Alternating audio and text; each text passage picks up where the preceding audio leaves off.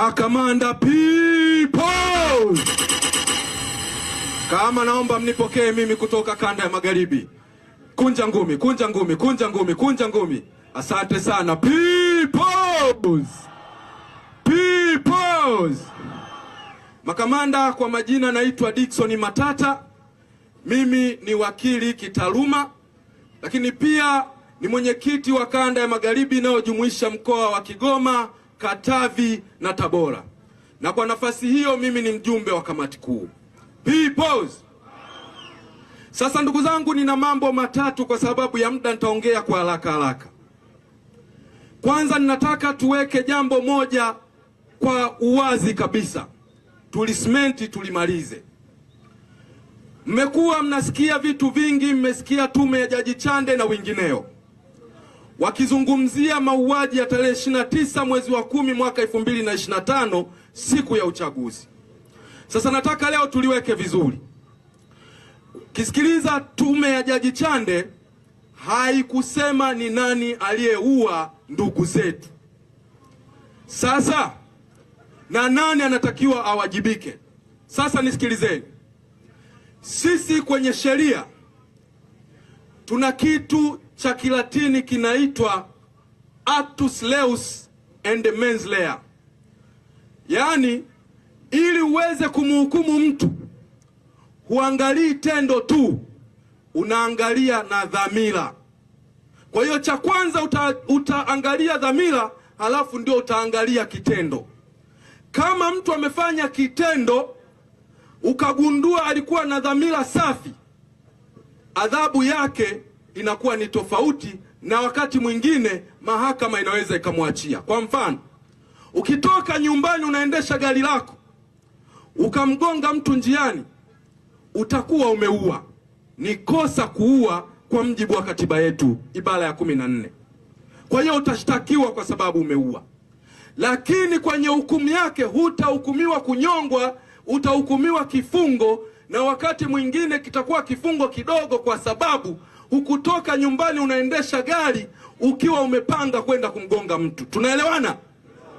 Kwa hiyo dhamira ndio ambayo itakuokoa kutoka kuhukumiwa kunyongwa na kuhukumiwa kifungo kidogo, ama wakati mwingine utaachiwa kutokana na jinsi ambavyo tukio lilitokea. Kwa hiyo kwenye sheria tunaangalia mambo mawili, tendo lenyewe na dhamira yako. Mmenielewa ndugu zangu? Sasa mauaji ya tarehe 29 tuangalie. Mwaka 2024 Samia aliliambia jeshi la wananchi, ambalo kwa mjibu wa katiba yetu na sheria zetu haliruhusiwi kujihusisha na siasa, aliliambia lijiandae kwa ajili ya uchaguzi wa mwaka 2025. Mnanielewa? Tunapima dhamira. Baada ya hapo, ilipofika mwaka 2025, sikumbuki ilikuwa mwezi gani, akasema Oktoba hakutakuwa na nywinywi wala nywinywi. Tunapima dhamira. Tunaelewana? Tarehe 29 mauaji yakatokea. Baada ya mauaji kutokea, akaja akaongea na wananchi, akasema waliokufa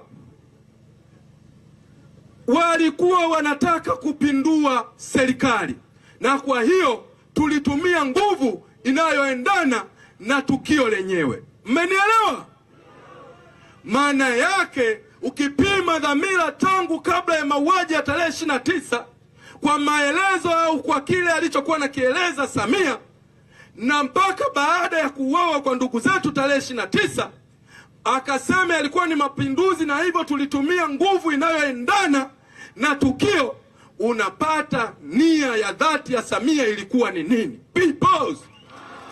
Kwa hiyo muuaji wa ndugu zetu ni Samia na si mtu mwingine kwa kutumia vyombo vya dola.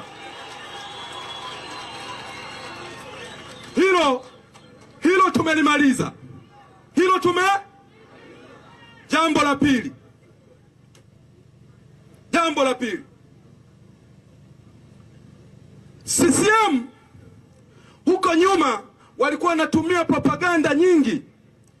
Wanawaambia hakikisheni hamchagui upinzani, kwa sababu upinzani wataleta vita. Kweli sio kweli? Wakawa wanawaambia Chadema ni chama cha Kichaga. Kweli sio kweli? Wakawa wanasema Chadema ni chama cha Kikristo. Kweli sio kweli? Propaganda zile zote zimeisha. Leo Chadema sio ya Wachaga. Chadema iko kila sehemu. Nenda kuanzia mashariki mpaka magharibi, kusini mpaka magharibi, kaskazini, kote Chadema ipo. Kweli sio kweli? Leo hapa Waislamu ni wangapi na Wakristo ni wangapi? Kweli sio kweli? Viongozi hapa Waislamu wapo na Wakristo wapo. Kweli sio kweli? Walikuwa wanasema hivyo ili kuwaaminisha waendelee wao kwenye madaraka, watumie fedha zenu za kodi, wajinufaishe, wawe na magari mazuri, wawe na maisha mazuri, wakati nyie mnahangaika kwa kutumia propaganda. Sasa hayo yameshaisha, hawawezi tena kuleta hizo propaganda. Unawezaje kukiita Chadema ni chama ambacho kitaleta vita, wakati viongozi waliokuwa wakubwa CCM waliwahi kuhamia Chadema? Hivi kama ingekuwa Chadema inataka kuleta vita, Kingunge, Ngumbali Mwilu angeweza kuhamia Chadema? Tumepata mawaziri wawili ambao walihamia Chadema. Ingekuwa Chadema kina nia ya kuleta vita, mngewahi kumuona Sumaye na Edward Ngoyai Lowassa wakihamia Chadema? Mmeona mawaziri wengi walihamia Chadema. Ingekuwa ni chama ambacho kimeanzishwa kwa kuanzisha vita, mngewaona hao? Hayo yote yamekufa. Tumebaki tunashindana kwa hoja, na hoja ya watu wazi. Ndio maana sasa hivi wanazuia uchaguzi, wanaogopa. Wanajua mtiti uliotokea 2015 wakati wa Lowassa, hawatamani tena mziki ule ujirudie. Ndio maana wanaiba kula, ndio maana wanazuia uchaguzi, kwa sababu wanajua wakiruhusu, nyinyi wananchi mtachagua viongozi wa Chadema waweze kuwaongoza na kuwaletea maendeleo. Peoples. Sasa nimalizie kwa sababu ya muda. Dakika mbili. Nimalizie kwa muda. Sisi Chadema tunaonekana ni wanyonge kwa sababu hatuna vyombo vya dola. Na hicho ndicho ambacho CCM wanajivunia. Sasa niseme, Mungu ni Mungu wa haki. Na siku zote Mungu husimama na watu wenye haki. Mungu husimama na wanyonge. Na Mungu akikuona wewe ni mpigania haki, atakutetea kwa kutumia kitu dhaifu. Ngojeni niwaambie, mnakumbuka wakati wana Israeli wanakimbia kutoka Misri? Alitumia fimbo ya Musa na akaweza kuhakikisha bahari inagawanyika, wakavuka. Tuko pamoja?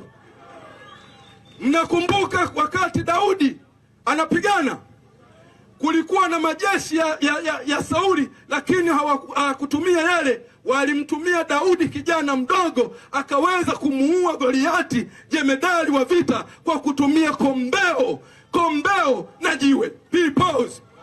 Na sisi Chadema, Mungu atasimama na sisi na tutashinda bila kutumia vyombo vya dola, bali tuna nguvu ya wananchi na Mungu mwenyewe mtenda haki. Peoples.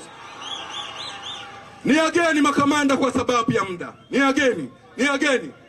Tingisha hata kuona kote. Asante. Kahama Peoples. Asante sana. Peoples. Kanda ya Magharibi. Asanteni sana. Asante sana mwenyekiti wa Kanda ya Magharibi.